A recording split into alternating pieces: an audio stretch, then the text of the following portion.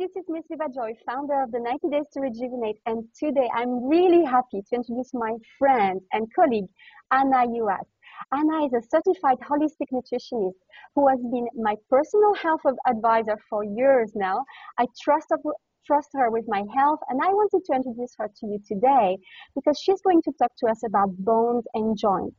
It is said that we reach maximum bone density by the age of 30, and that after that, that bone mass starts to decline after maybe around the age of 35.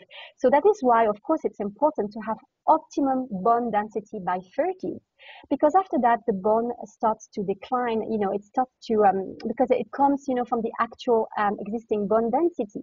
However, Anna is going to share with us how actually bones may not be that solid and definite structure that you think it is in your body. So without further ado, Anna, welcome and thank you for talking to us today. How are you? Hi, Chantal. I'm good. Thank you for having me on your program. I really appreciate it. You're doing a great job, so keep it up. So tell me, Anna, you are going to tell us about bones and how we can preserve bone health after 40. So what is it special about bones that we think it's that solid thing and it's not? Can you tell us something about that? Sure. So often people don't realize that bones, again, just like skin, is a living tissue, is a living organ that's continuously changing, and it depends on the activity of mainly two cells, osteoclasts and osteoblasts.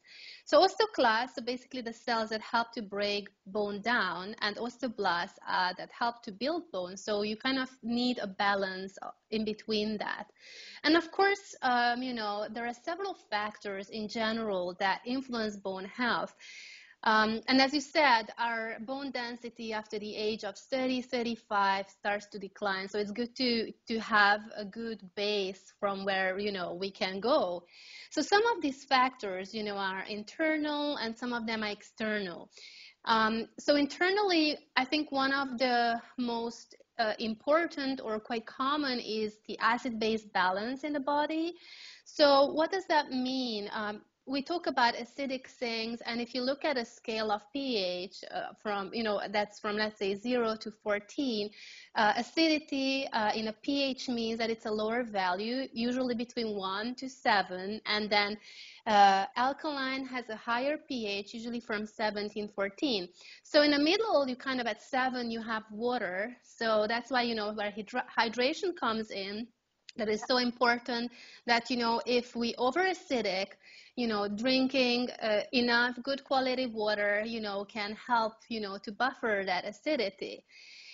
So usually we can measure, the pH of several secretions in a body or even the food, and, they have different ranges. So for example, our stomach acid is really acidic, it has an acidity of 2.1, 2.2, whether our skin is around a range of 5.2, so it's slightly acidic. So that kind of gives you an idea that, nothing is the same, everything changes.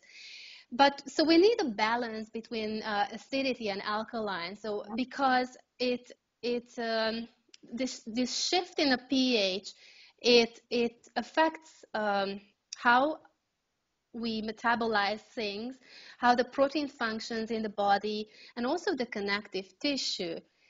So just to be short about it, any deviation from pH, it leads into dysfunction. And of course, that manifests in our bone health as well. And to prevent that, the body has several different buffer systems. And one of the most common is the baking soda buffer system. Yeah. And I wanted to talk about that mostly because baking soda is kind of also available for us over the counter. So it's something that we can use, ourselves to help, prevent the decline of our bone density. We know that the pH of blood has to stay between 7.35, 7.45. So we can see that on that pH scale, the pH of blood is quite alkaline. Yeah. And if we push, that kind of limit, especially in the case of blood, we die. And why is this important? Probably many of your listeners have heard this term tissue acidosis. Yeah. So that what it usually means that the connective tissue, which is, the bone, the blood, it's a parking place for acids. Yeah. I'm talking here mostly of the bones, obviously, and the joints. So when the body doesn't have enough buffering capacity, then basically it starts to rely on these internal, buffer reserves. So it draws minerals out of the bones, the tooth, the joints. Yeah. And the manifestation of that is, signs that people see initially is that they have a bone and muscle pain here and there. They can also have increased allergies or inflammation of the mucosal membranes. And obviously, osteoporosis, osteoarthritis, gout or kidney stones, and even diabetes.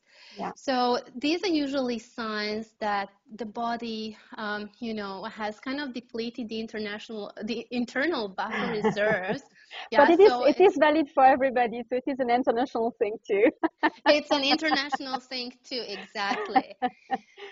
So coming back to the baking soda, so as I said, we can supplement with baking soda. And what we have to realize with baking soda, that it consists of two ions. So you have the hydrogen ion, and then you have the carbonate ion. So how does that work? So usually when you put it in water, or it's in a fluid, in a solution, when hydrogen ions are released, then the solution becomes more acidic.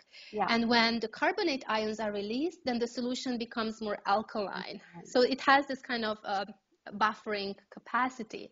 And it's usually made in the stomach, by the parietal cells, usually to neutralize the stomach acid, the gastric acid. And the body has a constant pool of bicarbonate sodium, but it has to be continuously refilled. And studies show that supplementing with bicarbonate improves actually bone density. Because it decreases the calcium excretion in the kidneys or via the kidneys. And this is one way of actually measuring loss of bone. Yeah. And go ahead, sorry. And of course also it's not just, as you mentioned, it's not just that the bicarbonate decreases the calcium excretion, so it keeps the bone in good health, but also it helps also with the bone absorption as well, so it keeps the calcium inside as well. So it's really good. It's good to have, for sure. Keep Absolutely. Going. And it's something that is so cheap, so you don't have to necessarily go to supplements, although there are some very good supplements which I'm going to mention, but you can just use the baking soda. Just make sure it's an aluminum free form, like Bob's Meal, for example. And what I recommend, if you take it, then do it not on an empty stomach, because that would neutralize your stomach acid, but do it one after before meal, maybe usually once in the evening, and that kind of sets your pH in the morning. If you want to use supplements, you can use a Pascoe Basentabs or Sanum Alkala, or there's also Biomed Basic Tab. So, it's up to you, depending on, how much you really want to spend. So Anna, if we wanted to share a simple little tip that people can do at home to find out what their pH is at, is there something simple that they can do, maybe with urine or something like that? Yeah, so for example, you can do urine testing. So there is several ways to test the pH, and that's why, for example, I like the Pascoe product, the Basentabs, because that comes with the pH strip. Yeah. So you can test the pH, through saliva, which is not very reliable, because because we eat and how much we drink, the pH changes very fast. But you can do it through urine, and I usually recommend people to do that. If you do that, do it for 3-4 days consecutively, and you measure it about 4 times a day. So you do it first thing in the morning, let's say 6 or 7 or whatever, when you wake up, and then you write down and then you have the pH strip, which is usually yellow, and once you pee on it, so don't pee straight on it, but maybe save a little bit of urine and just dip it in the cup. And then depending on the color, usually when you buy the pH strip, they will give you a color code or a color scheme. So you can actually match the color that is on the paper with the acidity.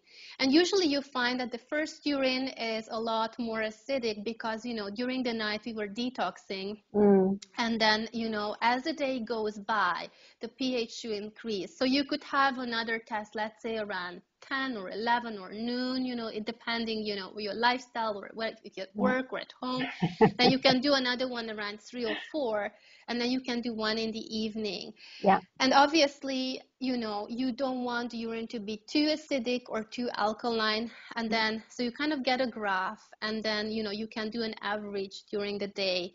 And then just if you do that 3 or 4 days in a row, then you can kind of see that, you know, if it's, let's say around 6.8 and 7, then you in a more, you know, alkaline range, whether the urine is, let's say, very acidic, keeps staying around the 5-point range, you know, then you slightly acidic. So that's kind of can be an indication of where you at, and, you know, maybe you need to think about getting more alkaline, you know, with diet or, you know, supplementing or doing different things. Yeah, and I just want to remind everybody that I already gave you a table where you can actually see the range from acidic to alkaline food. So you can always refer to that table.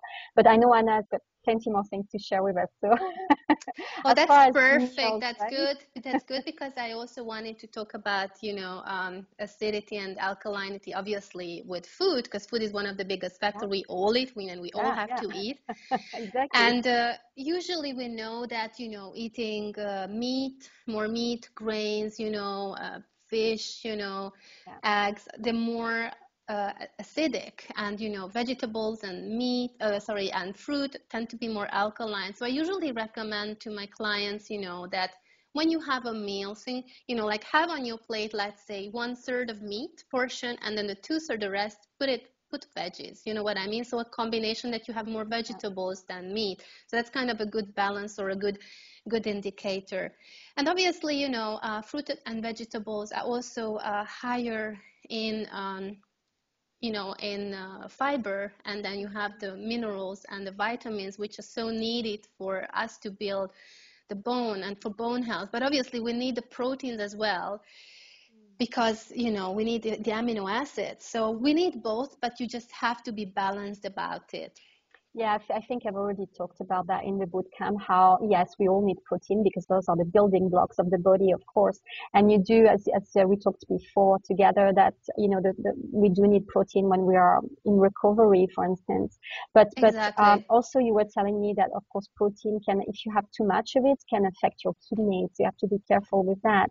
But I want to go back to what you're just saying now, the vegetables and the fruits, how they are important, not just for the fibers, but for the mineral and the vitamin contents, because it might not be the first thing that comes to mind to people when they think about bone health. The first word they usually tell me, oh yes, I need my calcium, but we'll come back to that later.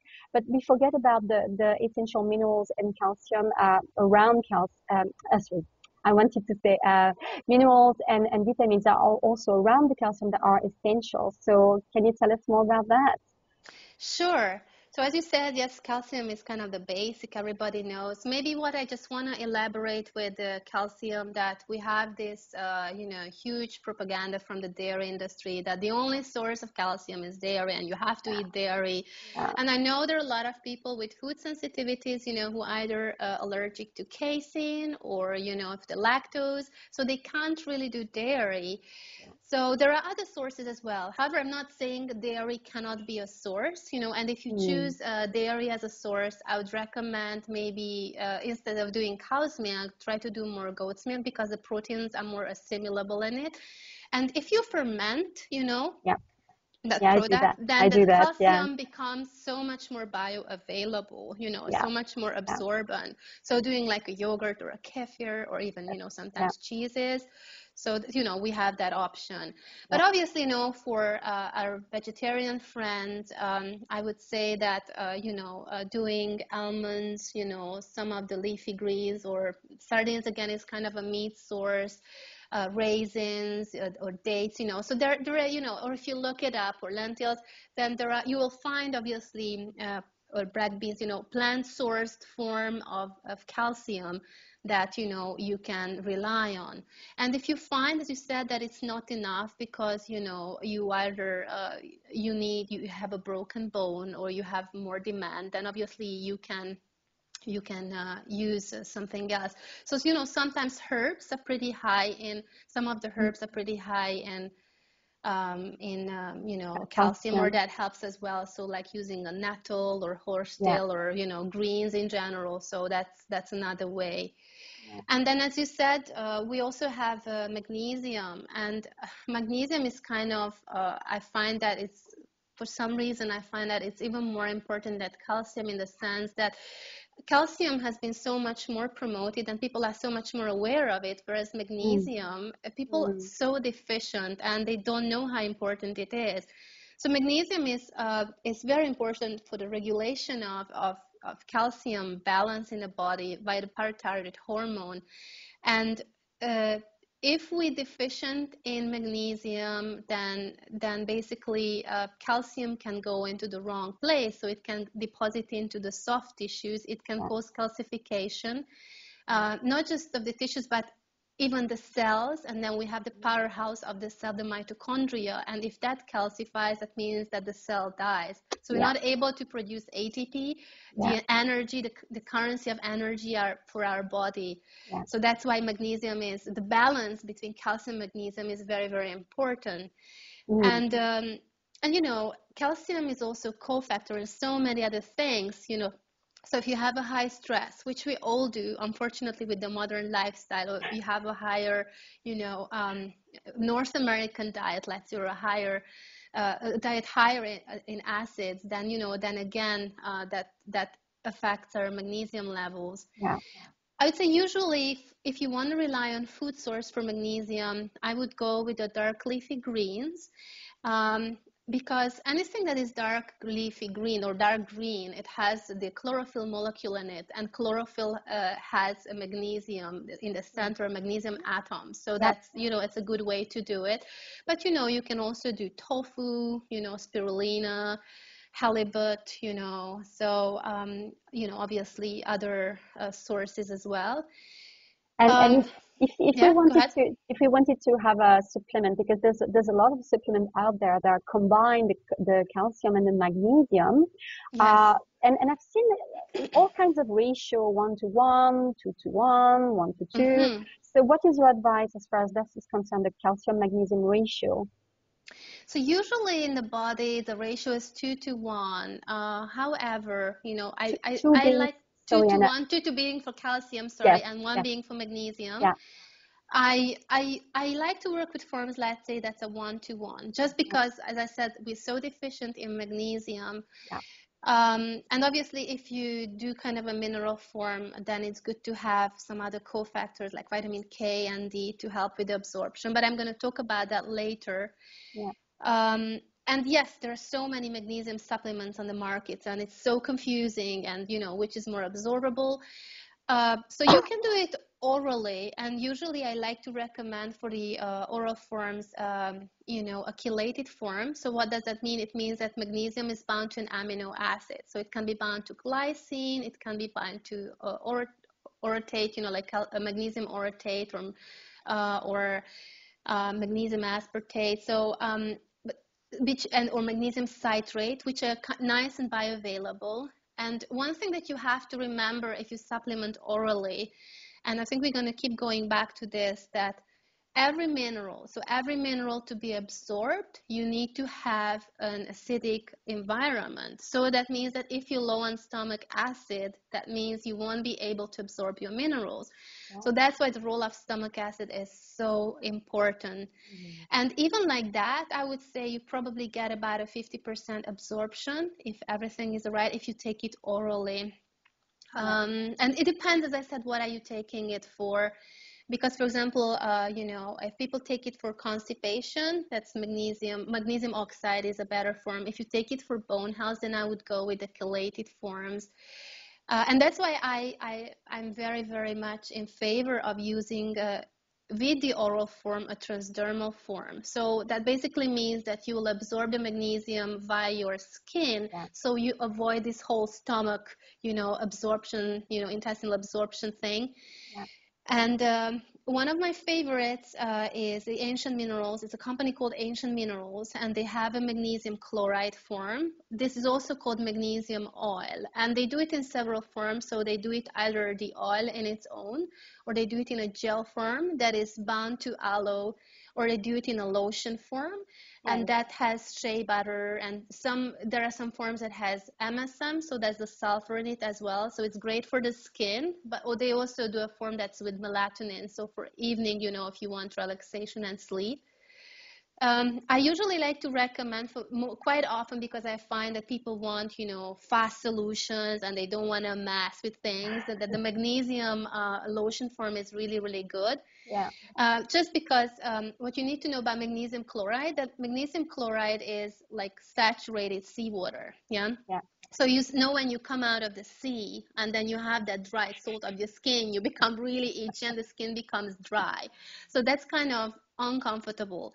But you know, if you do it in magnesium lotion, because then you have the shea butter that is so nice and hydrating, then you don't have any skin irritation. Yeah. However, the magnesium chloride form is great, you know, if you want to use it in your bath water. And I usually sometimes make myself a bath that I put the magnesium chloride, you know, the oil. I put baking soda, about a cup of baking soda, because baking soda, it's like gives a free ride for the magnesium inside the tissue, so it helps with absorption. And if you want to be, you know, very, you know, fancy, then you can also add your favorite essential oil, like you can add a lavender or a chamomile, you know, to relax. And you can also add Epsom salt. So Epsom salt is another form, transdermal form of the calcium. It's magnesium. It's magnesium sulfate. And the benefit of that is that it has sulfur in it, so that's good for the skin, and it's non-irritant. So, you know, you don't have that irritation with the chloride. However, magnesium chloride, I would say, is probably one of the most bioavailable forms, because you also have the chloride atom or molecule. And you know that when we take in different supplements, they have to go into the ionic form to be absorbed. And as I said earlier, you need the stomach acid to you know, absorb these minerals. So in that form, you have the chloride, you know, molecule already there, so that definitely helps with absorption. So that's why it's one of the most bioavailable form. And you have, as I said, many other benefits of magnesium, you know, for blood sugar. So it makes the, you know, the cells more sensitive to glucose. You know, it's great for hypertension and arrhythmia, you know, and for pregnancy, you know, preeclampsia, you know, having the high blood pressure. Quite a lot of women have developed that condition because they're deficient in magnesium. Yeah. No, the list of benefits is endless. I mean, it's crazy. If you check it online, guys, like check benefits of magnesium, you're going to find a list that's really long. So yes, I totally agree. But there's also other minerals that are also included if we want to do a good health package for the bones. And I think the next one you wanted to talk about is zinc. Yeah, so you know, zinc definitely. So zinc is needed for the function of the osteoclasts. Remember, the cells that make the bone help to build the bone, but also for the immune function. And again, you know, zinc protects the liver, you know, from chemical damage, because we need zinc to make the superoxide dismutase, so this strong, you know, antioxidant molecule that helps the liver fight the different toxins. And usually deficiency in zinc, you will start to see, you know, when you see peeling fingernails and white spots, that can be a zinc deficiency. Or some people have such a strong deficiency that they develop a loss of the sense of taste and smell. So yeah, and then for good food sources, I would go, you know, you can definitely supplement. So, you know, like using a zinc citrate or a zinc glycinate. You know, I would probably not do more than 50 milligram a day, and then take into account also how much is in your multivitamin. Usually there is not a lot, usually between 5 and 7 milligram. Or, you know, you can do food sources. Oyster is really high in zinc. You know, you can do lamb or dulse or pumpkin seeds. So usually seafood is a good source. But sometimes, depending on where you live, we don't get enough. And then along with the zinc, I would also recommend, you know, the selenium. because that's another one that we tend to be deficient. And for example, in New Zealand, where the soil is really deficient in selenium, the cattle that is raised there, quite often they have a muscle tissue breakdown. So you kind of can imagine the effect on us as well. It's similar, yeah, if we don't have enough. And the sources are, you know, Brazil nuts, I would say broccoli, liver, tuna, onions. So yeah, you can use a different range. So that, like, just having a differed, you know, a broad diet definitely makes a difference. Yeah, and I also advise people that whenever they take zinc to make sure that they always have selenium, because zinc depletes the selenium in the body. So yes, I would say whenever you're going to supplement with zinc, make sure you also have selenium. I think the proportion I gave was 50 milligram of zinc for 200 microgram of selenium as just a reference. So yes, Yeah, good thing yeah, to talk about the definitely. selenium. Yeah, absolutely. Yeah, but now And we then, have, yeah, yeah, go go ahead. ahead. No. No, I was just thinking that, you know, if you talk about the ratio, that's the thing with the minerals. That's why it's good to get them from food. That Yeah. also, zinc is in ratio with copper. So over Okay. supplementing with zinc can cause a deficiency in copper. And there the ratio is, I think, 14 to 1. So Yeah. 14 to zinc, 1 milligram to copper. So that's Yeah. just another thing. Yeah. Yeah. Um, Yeah. yeah, so shall I go on with the minerals then? Yeah, other minerals or the vitamins, yes, it's all in your Okay, hands. Tell us okay. all about it. So the other one is silica, you know, and I think silica is more well known with people, and it's the second most abundant element on the earth after oxygen. And we need it for the formation of collagen, bones, connective tissue, you know, healthy nails, healthy hair, healthy skin, you know, for calcium absorption. And an interesting thing that I found out about silica, that it counteracts the effect of aluminium in the body. Yeah. So that can be quite important for people with Alzheimer, you know, because usually people with Alzheimer have an aluminium toxicity. Um, and again, the thing is with silica that we know about it, but we don't really have it in abundance in our diet. And the sources are not very good, or quite often they're not that bioavailable, because you want to have your minerals in an organic form versus in an inorganic form, so you can absorb them. But in terms of food and herbs, you can do, you know, alfalfa or horsetail or bamboo shots in terms of food. And bamboo is usually higher than horsetail. Oh, And know that. for supplementing, you know, there are a couple of supplements out there, like, you know, BioSil is one that has the silicon orthosalicylic acid form, and it has also the choline, just to carry it into the cells. You can definitely take, you know, the bamboo, the horsetail silica.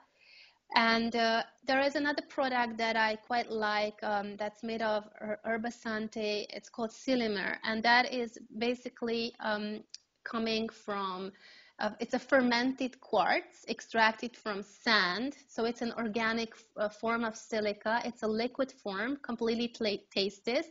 So it's very, has a very high bioavailability. And then you can also take that one if you know, you're thinking of your skin, you know, it comes as a gel which you just can add, you know, put on the skin and absorb it and put it under your cream.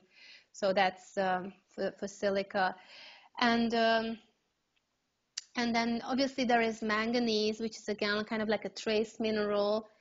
And we need it for the remineralization of the bone, for the synthesis of the connective tissue, of the cartilage and the bone. And manganese is basically stimulates the production of, they call it mucopolysaccharides, basically sugar compounds inside, you know, the tissue that contribute to the calcification of the bone. So that's something, you know, that again is a trace mineral. Sometimes people supplement with it, or I would say, you know, again, having a variety of different things and making sure you have greens and that sort of things, so you can get it. I think the other kind of mineral that I would like to talk about is iodine. And we hear a lot more about iodine again, Yeah, but we that's do. another one that we're so deficient of, unless, let's say, you eat tons of seaweed. because there is no other way to really get it. Or, you know, fish as well. Yeah. But that would And represent a lot of fish, I guess. yeah, well, definitely, definitely. And the interesting thing about iodine is that it promotes that property, you know, in the cells, that it helps secretion out from the cells. Yeah. So when we're deficient in iodine, that means, or we don't have enough, that means that the cells cannot secrete out. So that's how cysts are formed. And we know that, you know, fibrocystic breasts and tissues and uterus and everything, it's so, so common. And, you know, it can be sometimes as simple as supplementing with iodine. So it's an iodine deficiency. And of course, it's also needed for the thyroid.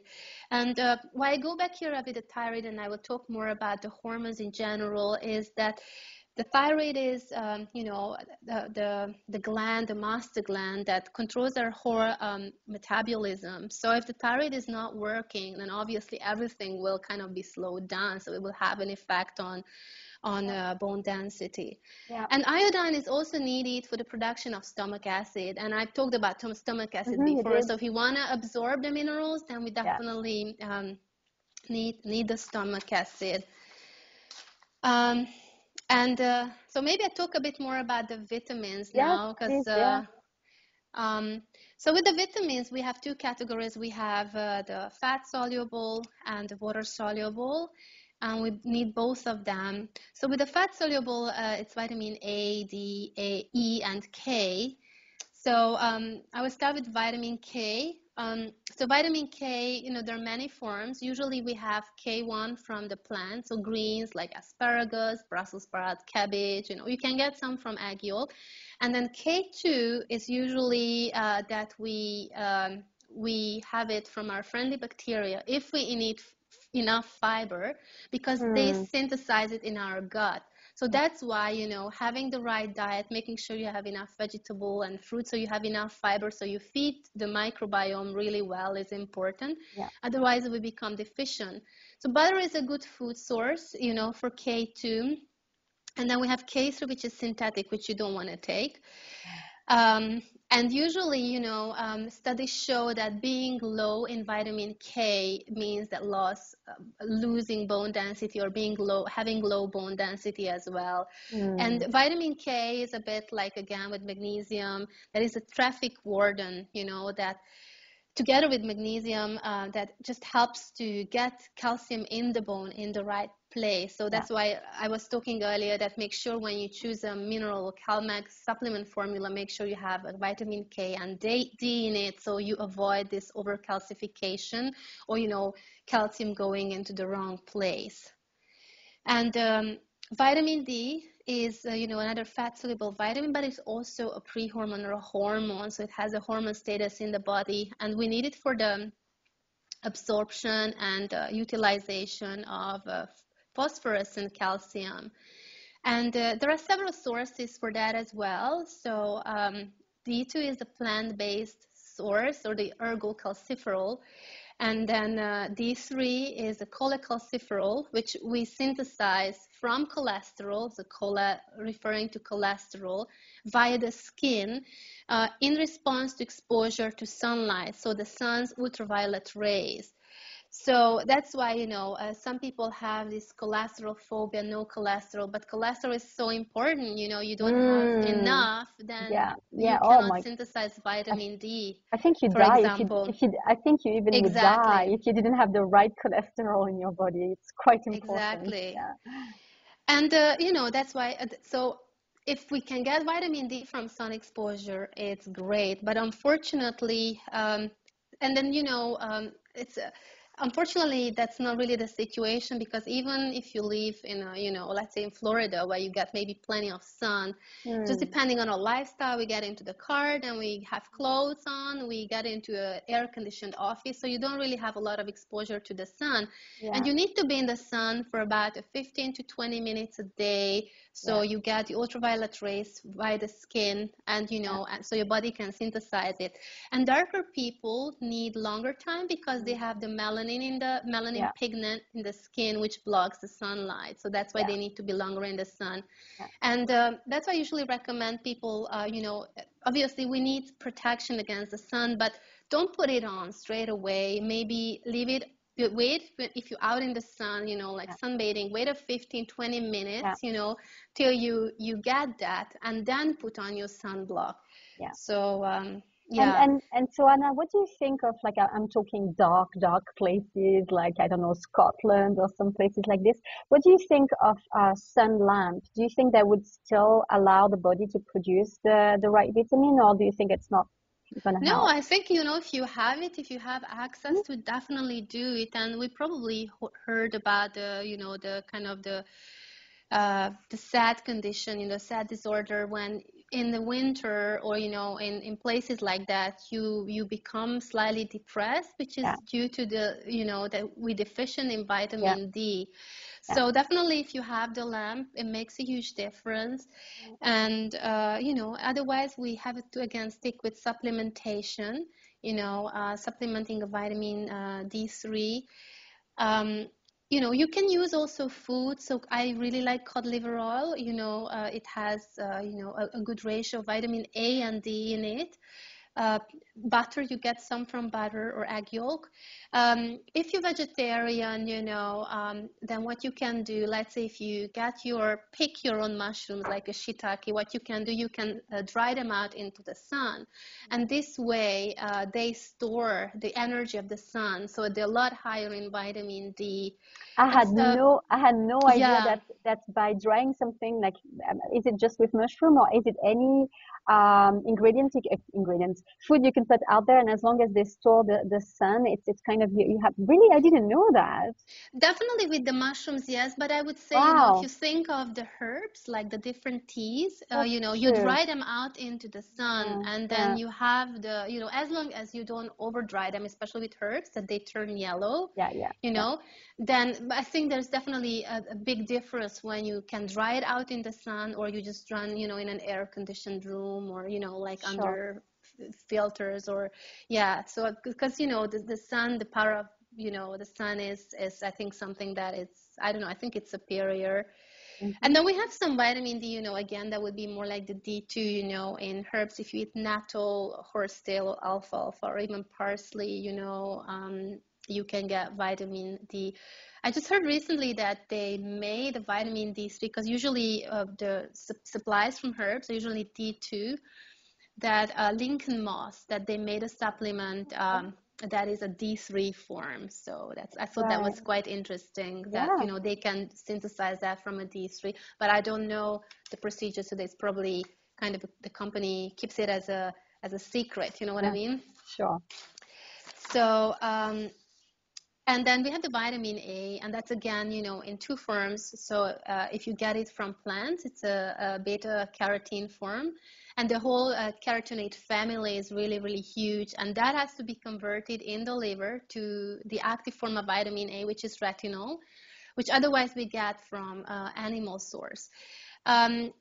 So what I find with this, that the conversion is not always very effective, and it takes a lot of energy. So especially if people have a liver condition, or their liver function is compromised, then it won't work.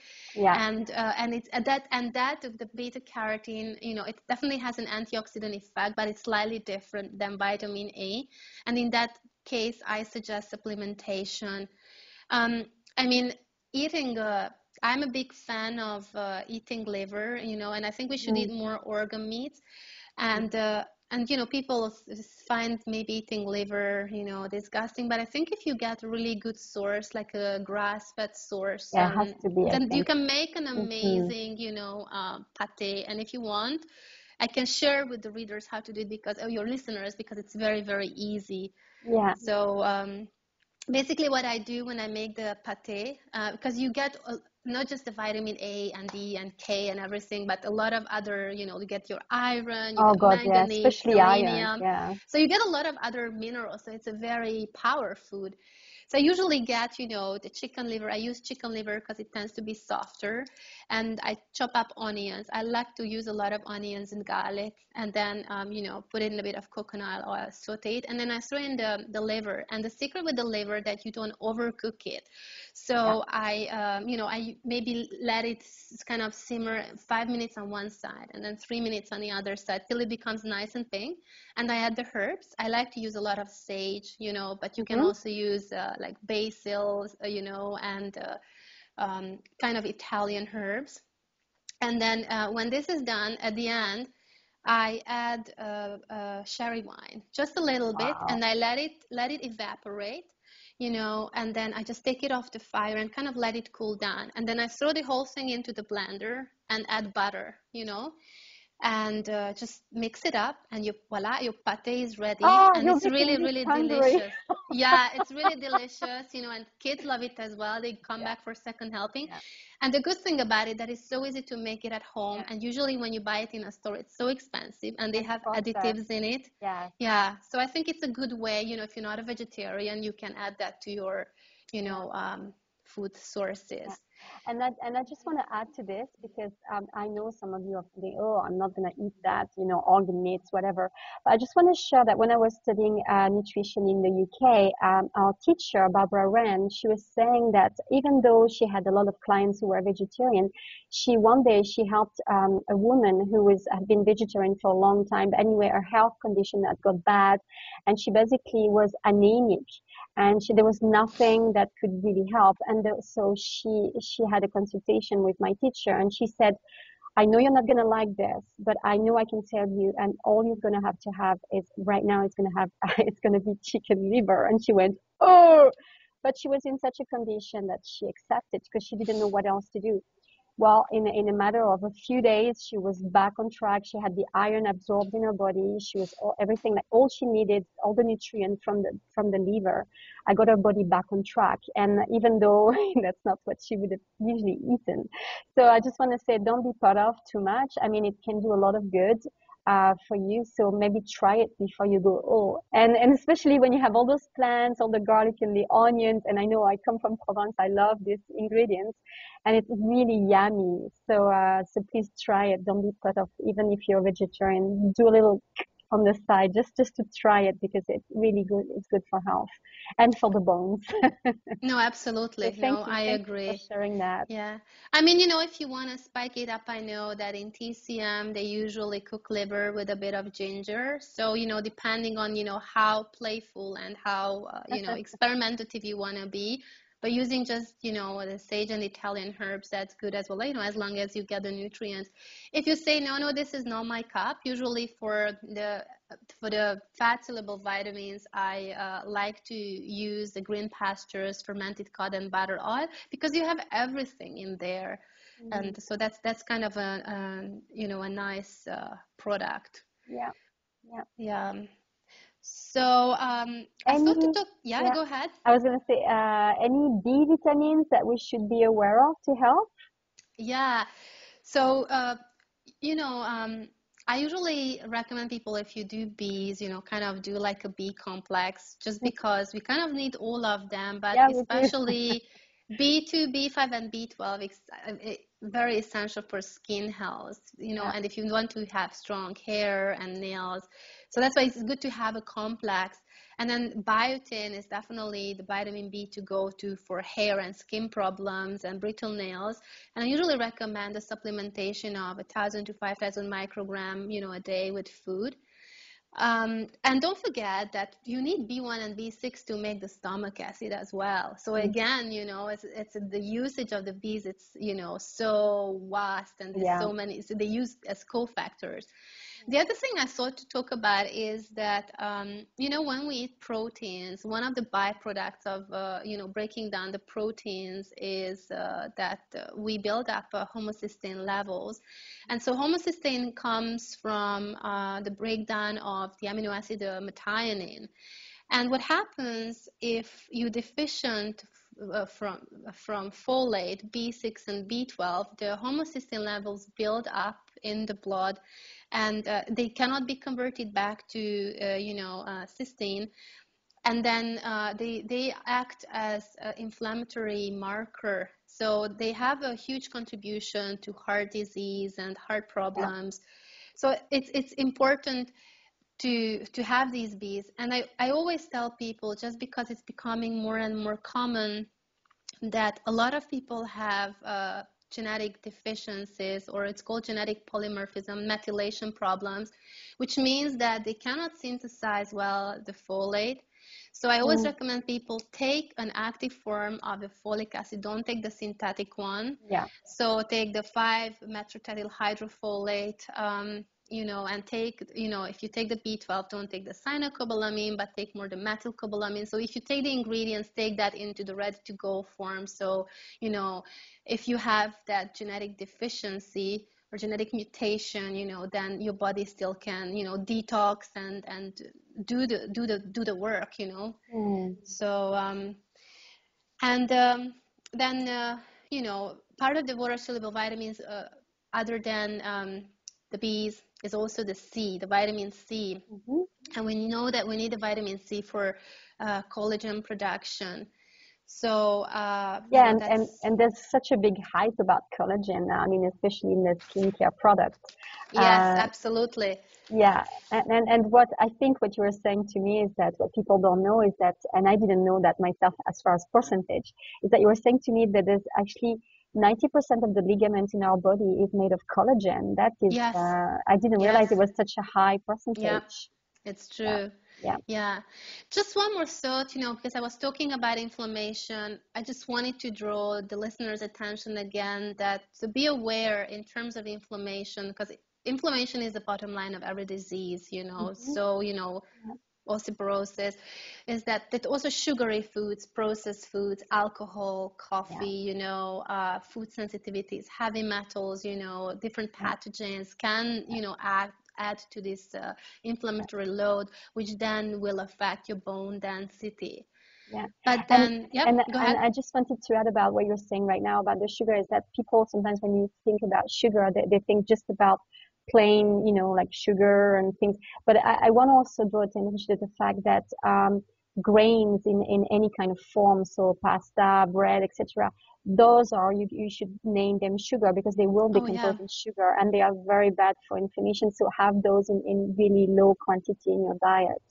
Definitely. Yeah, and even fruit, fruit is good, but the fruits are different that they were 100, years ago. So, fruit sugar. So like if you have fruits, try to be more seasonal. And, like I always find that usually berries, like raspberry, strawberry, blueberry. So they tend to have a lower, sugar load in them. So that just, be mindful about that, especially if you have diabetes or any other conditions as well. Absolutely. So coming back to collagen, it's as you said, it's becoming a big, people are becoming more and more aware, but it's made of several amino acids, but the most relevant to build it, it's proline, L-glycine, and L-lysine. So they're the most critical. And if you look at the whole body's protein content, 25-30% of the whole body's content is actually collagen. And that's why they also call it the glue that holds the body together. And, as you said, when people think about collagen, they think about skin. So skin definitely has 75%. Bone, on the other hand, has 30%. And, you want your bone to be hard, but you don't want it to be as hard to break. Yeah, you want your bones to be flexible. So that's where collagen comes in, that you want it hard and flexible. And then yes, the ligaments 90%, the tendons 80%, your cartilage 70% of collagen, and the blood vessels 40% of collagen. So it's needed for all the body. And there are more than 28 type of different collagen, but the most common that we know of is type 1. So that's you find in the skin, in the arteries, in the bone, and the teeth, the tendon and ligaments. The type 2 is usually, you can supplement this, they usually take it to build the cartilage, because it's in the hyaline cartilage, but it's also in the cornea of the eye. And then type 3, usually it's in the blood vessels, the lymph nodes, uterus, and the type 4 is in the lens of the eye and the kidneys. So I was just saying this, kind of as an interesting fact, so people know that how broad it is and the usage of it in the whole body. Yeah. And you have a great way to incorporate collagen in your diet. And do you want to share the recipe, what you do to get collagen? Sure. I love it. So that's, again, I think it's more the go-go to those who are not vegetarian. So, our grandmothers used to do that. And if you look at an old cookbook, they would have a lot of, recipes with organ meats and bones. Yeah. So you can make a bone broth. And whether you use chicken or, beef or whatever bones you want to do, I find that the chicken bones tend to have a milder taste. So if that's, for beginners, or if that's an issue. And what I usually do, make sure you use, if you can use organic chicken, it's just the raw material is good. And even if it's frozen, you can put it in a pot. I usually add 2-3 tablespoons of apple cider vinegar, and you can add peppercorn, herbs, and just I bring it to boil, and then I let to simmer for a minimum 6 hours, but up to 12 hours. So sometimes I do it overnight, and I re-add the water. And then this way, what is left, you end up with a very mineral and collagen rich, broth that you can use it as a base.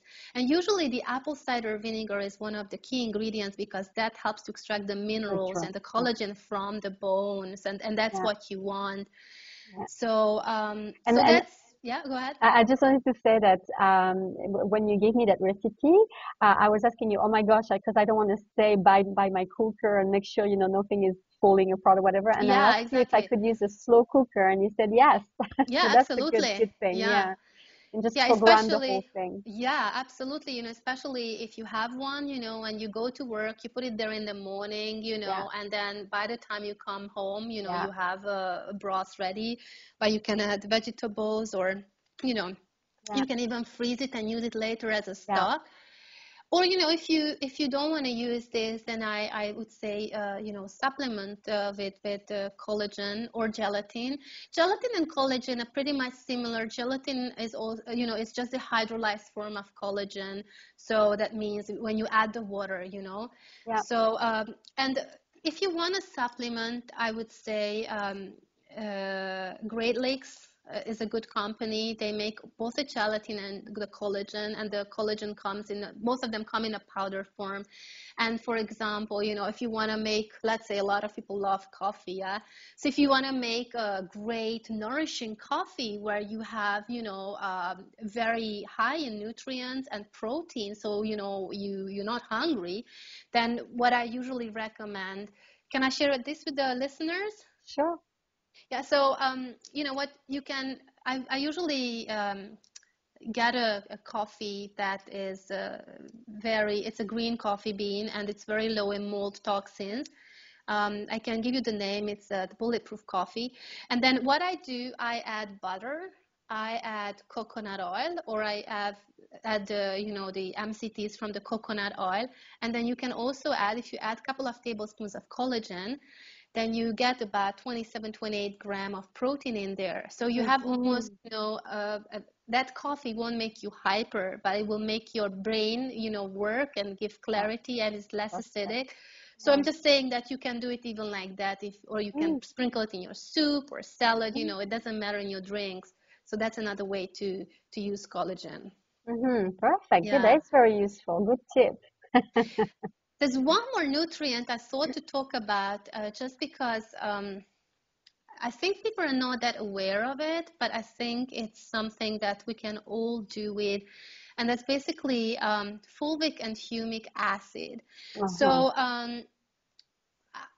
we talked about it earlier. So basically what this means, probably everybody knows this term humus in the soil, the black soil that is rich in humus and makes the vegetables and the fruits and grow really well.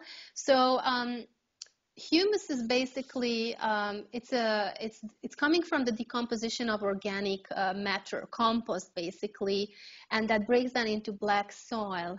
And it's 100% organic mineral composite.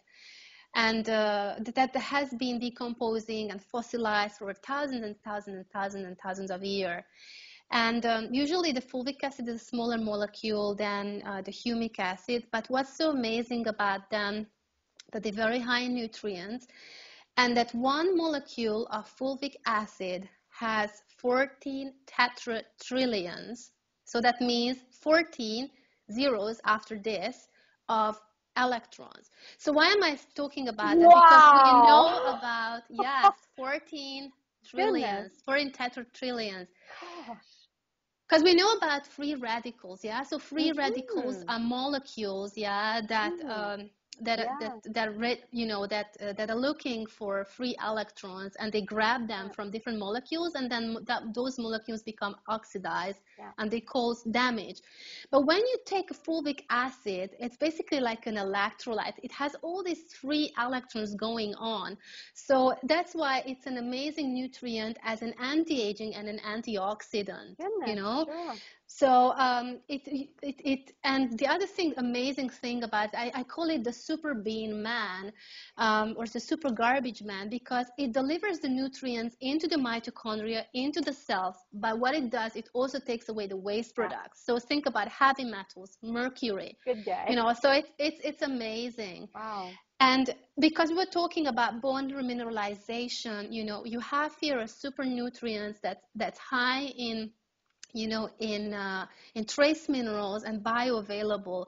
So I think, everybody would benefit. So it's great for joint pains, inflammation, and generally for immune health.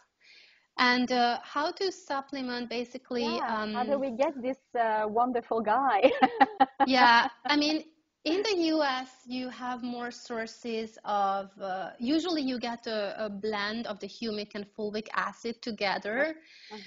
So you have it in liquid form, or you can also take it, as a capsule, so in a dried form.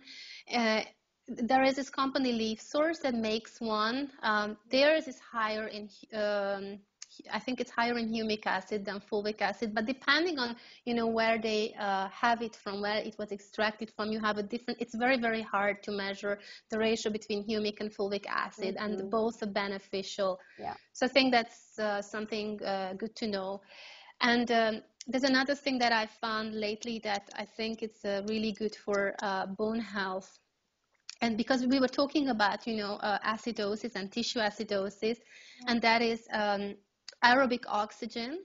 So that basically, that's the name of the supplement. It's a liquid form, so it has been really, really rare to be able to stabilize oxygen in a liquid form that you can take, that is completely, has no side effects.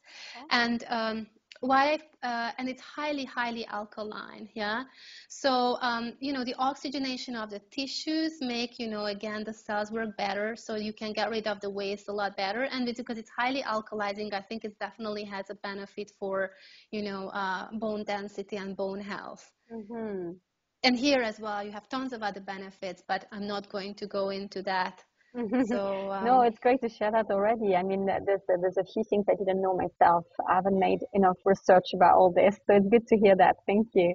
You're welcome. And so shall we move on into, you said very important also for just the functioning of the whole body, but also for the bones, is to have hormonal balance. So do you want to talk to us about the hormones? Sure. Yeah, definitely. We know that usually it's one of the most common fact is that, women over, after the menopause, that we lose bone density, and that is due to the loss of estrogen in the tissues. So we know that estrogen is important. So, we can help with that, some of the, I would say, more estrogenic foods. There are foods that, promote the production of estrogen in the body. Some of the most common are flax, licorice, and for men, men who drink a lot of beer, be aware that hops is a really high estrogenic food. So you know, don't necessarily want to, feminize yourself. So, Oh, there won't be many men listening to this, so that's okay.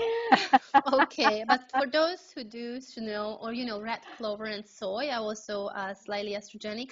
Just watch out there for the genetically modified soy, and that's why soy is not Yeah. my number one to go No, to. I know and vegetarians, yeah, they do sometimes because they yeah. tofu and Mm, all I- these things, but be aware that yeah. if you can get the soy that's the non-GMO project, Yeah, but and also I've already said in the boot camp that it's better to have fermented soy, as in tempeh, for instance, yeah, not to peel definitely. tofu that much, actually. Yeah, Or the natto, yeah, which is yeah, tastes natto. horrible, but Yeah. amazing for vitamin K too. Yeah, yeah, yes, yes, I know, but it's good for you. yeah. And but the other thing is, I find that it's very important the balance between estrogen and progesterone, because Mm, progesterone is also very, very important. It promotes the synthesis of and the maturization of osteoclasts. So studies show that actually progesterone is really, really important as yeah. well. Although, people are not so aware. And there are some progesterone promoting herbs out there, like Vitex or chasteberry or dong quai, is another herb, or wild yam. However, according to my knowledge, wild yam is it has to be synthesized because the natural progesterone they synthesize out of wild yam, Yeah. but wild yam has to be synthesized in a lab so that you have that progesterone bioavailable. So I think as a food, if you do it as a herb, it won't have the same effect. Yeah. But definitely a lot of people use Vitex and Donkai. And some of the essential fatty acids, so like the evening primrose oil, they usually it again helps to promote progesterone, but also helps to build a balance between progesterone and estrogen. Mm. So that's something to look at. Mhm. Um, So what is your thought on this, I guess, artificial estrogen that women take? Um, I am not big fan of it. So Mm, if obviously you work with a skilled practitioner, I rather prefer natural hormone therapy, rather yeah, than, synthetic, definitely. yeah, yeah, So that's kind of my intake on it, that I yeah. wouldn't do it. Like I like to work with more natural stuff because there are less side effects. Hmm. So Hmm. yeah. And, Yeah, go and ahead. and I think you just we talked about this before the interview. You just wanted to mention something about thyroids before we finish. Oh yeah, yeah, yeah. So as I mentioned earlier, thyroid is, the master gland in the body, and it controls our whole metabolic process. So if thyroid slows down, everything slows down. So you start putting on weight. You're not able to, probably synthesize the hormones. So it will have an effect on bone density as well. In a lot of cases, women who cannot get pregnant quite often is because they're low in thyroid. So you definitely have to watch. And the signs are sometimes a lot of people don't recognize the signs, but being fatigued, Mm. slightly feeling depressed or anxious, or you find that you always feel cold even when others Yeah. don't, or you have a thinning eyebrow, or you start losing your hair. So these are kind of all signs that you should start to question what's going on with the thyroid. And I always recommend work with a practitioner that is Mm. trained in the thyroid, because most often Mm. when you go to a medical doctor, they would only look at your Yeah. TSH, so the thyroid stimulating hormone, which is basically the hormone that comes from the brain, and it says the Mhm. thyroid, whether it's, so it's gives an idea of what's going on in the brain, but not Not what's in the going on in thyroid. the thyroid. Yeah. Yes. Yeah.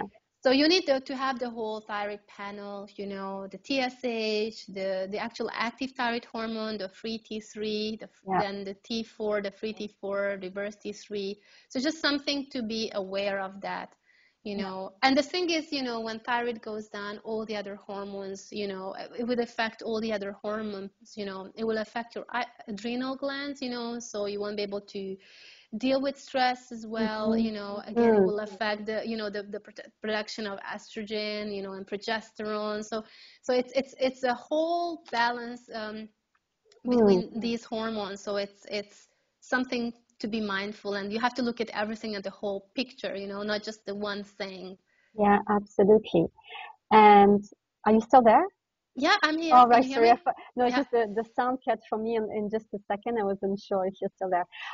Yeah. And so what I want to say with all this, well, first of all, thank you very much. Wow, that was amazing information. So many things I didn't even know myself. Thank you so You're much. most welcome. And what you're drawing me to saying now is that indeed, like it's a very, I mean, health at the end of the day is a very personal thing. I mean, and that's why I like the way we both work. And I don't actually have the time to do much nutrition consultation, which is why I brought you on board with this boot camp, because I think we do like what I call a detective work. Like every single person has its own different background, different lifestyle, and different, you know, obviously in that case, bone composition.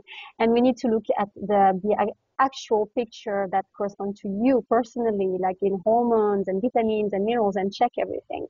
And that's why I think, you know, no matter how good information was today, and no matter what you read anywhere about nutrition and bones, it's always important to work with somebody personally, one-to-one, because your health picture is unique to you. And so that's why I've invited Anna also, because she's going to be helping you personally if you want to work with her over the phone or over Skype. And I think, Anna, you're going to tell us how you can work with people more personally in an individual session. Sure. I think you know, the best thing for you to contact me through my email, and I think Chantal, you're going to provide that information, you Yes, know, yes. and then, you know, we can go from there. We can, you know, if you want to work with me, we can set up, you know, a Skype appointment or, you know, over the phone. So I think the best way to contact me is through my email. Yeah, yeah. Yeah. Yeah, well, thank you, because I know I trust you thoroughly, and I know I come to you when I need help with my health, because, you know, we have an expression in French, it's called the shoemakers have the worst shoe. So even though I studied nutrition, I always, you know, it's always good to have an extra advice and somebody who can help. And you have, you've been, you know, studying very thoroughly and in details with a very renowned college in Vancouver, Canada. So I know that you've also learned more recent things than me, because my diploma is a bit older. So that's why I also come to you, because you are more knowledgeable about the latest things as well. So I like that about you as well. So I really thoroughly enjoyed our conversation today. It's been very helpful, and I really recommend you to anybody who's listening if they really want to have a more in-depth individual, you know, advice about how they can, like in general, obviously, because it's not just about helping the bones, which is super important, of course, especially for women, but like the whole general health picture. I mean, I know you can help in any area of health. So thank you so much, Anna, and I'll speak to you soon personally, because you're my best friend. So everybody else, good health. You know, I always wish you good health and happiness. And Anna, thank you so much. I'm very grateful for Thank your you time. too. Thank Thank you too. you. And I appreciate your trust in me, and, you know, that you gave me this opportunity. Thank you. And keep up good work, Chantal. Thank Keep you. up You good work. too. Thank you very much. Take care. Okay, you too. Bye. Bye-bye.